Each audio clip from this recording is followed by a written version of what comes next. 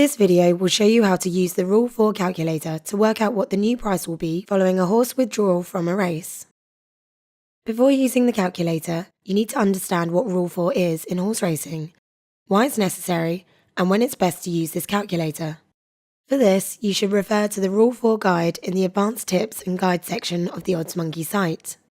As a general rule, if your bet has already been matched, you should leave it to run, as the Rule 4 should just about even out on both sides.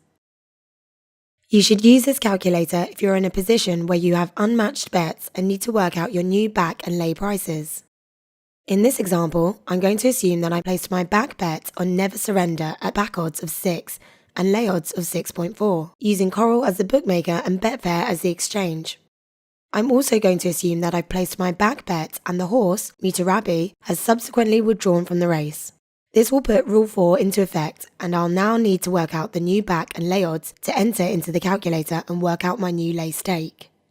Referring back to the Rule 4 guide, I can see that as Mutarabi was 2.37 when he was withdrawn from the race, there'll be a 40p in the £1 reduction, or 40%.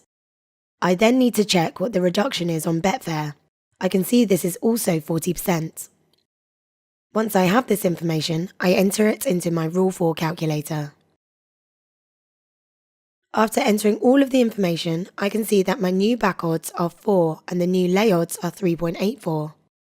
I can now go back to my matched betting calculator and work out my lay stake based on the new odds. If you've got any questions about this or any other tools, just swing by the community where our support team and other OddsMonkey members are waiting to help.